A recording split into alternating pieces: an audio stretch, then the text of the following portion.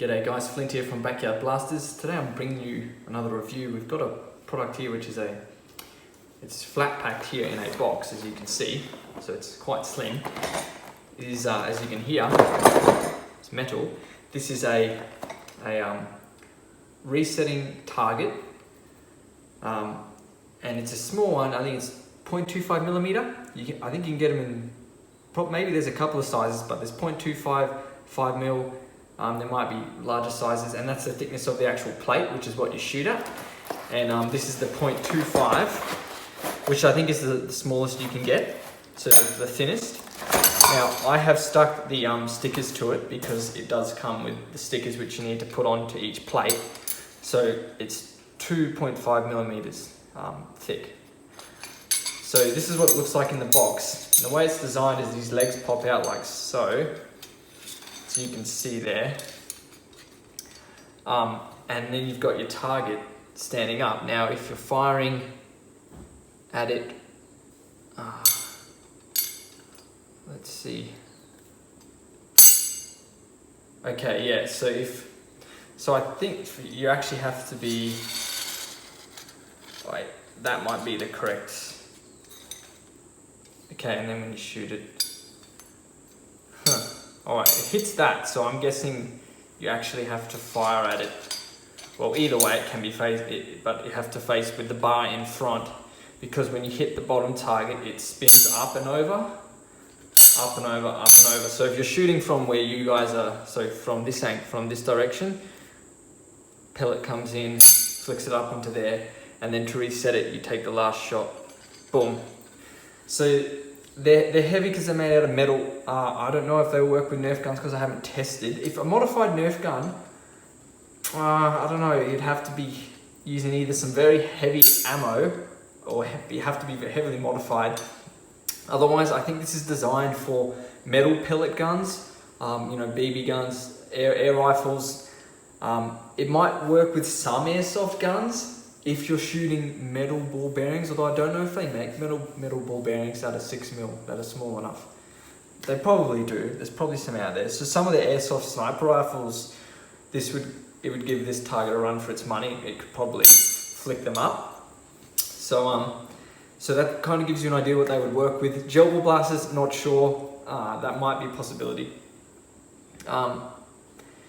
Fortunately, there's going to be a lot of questions unanswered because I haven't tested these things. Yeah, that's why I think it's designed for mainly. And yeah, you could use it for some 22 rifles because 22 is quite a small caliber. Is it the smallest? It might be the smallest. I think so. And so I think this would, 22. It would work with a 22. So an actual gun. So the plates are quite small, and this sits pretty low to the ground. So it's going to be a close range target. It's going to be for close quarter practice. I mean, you could do long range as well if you're using a sniper, or a rifle with a scope. But you're most likely going to use this at a close distance. And if you want it, it'd probably be more comfortable up off the ground rather than right, because otherwise you're going to probably be having to be shooting lying down because they're that close to the ground. It's a low target. It's a very small set. So I'd suggest if you're using it, probably to put it on top of like a dirt mound. You obviously still want to have a dirt mound behind it because you want to make sure you know where your bullets are going in case you miss. But yeah, build quality, yeah, that's solid. I mean, it'll hold up to a 22. And you can adjust it, you can lower it, you can adjust the angle a bit. So that's as high as it'll go, and then you can lower it by sliding those feet backwards. So that changes the actual height of it. So from here, it's lowest, and then it's a bit higher. So you can adjust, you do have some ability there to adjust the height, which is good. And they simply slide in. So it certainly packs well. You can slide that under your bed. You can slide that away easily. The legs stay on there. They've got their stoppers there so that they don't slide off. It's coated in something. That coating is likely to come off. I can see some of it's come off in one spot. Where was it? you know, so it's not stainless steel. This is likely just metal. So once that coating goes, it might rust. But I mean, it might not be a big worry. If you leave it outside, that's probably all right. Your sticky targets, they might fade over time, but you could still use it even without the sticky red target. There's stoppers in between there so they don't move. I'd say it's a bit over half a kilo. Let me see if they got the weight.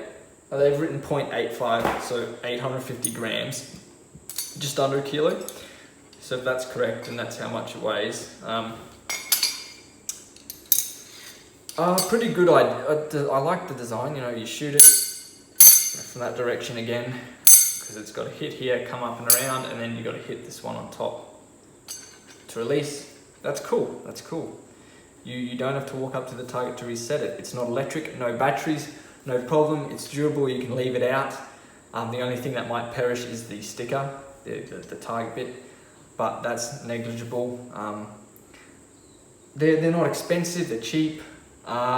If you wanted to, you could pimp yours up and you could maybe sand it back and coat it with another material or another chemical that's a bit more, that's more rust resistant than this. This seems like a bit of like a plastic coating.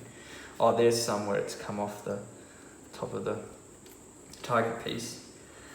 But yeah, I think this does the job. Good little set. You've got 5 you can shoot at. Any questions, drop them down in the comments and I'll try and get back to you guys. Yeah, that completes the review, guys. Thanks for watching, and I will see you in the next video.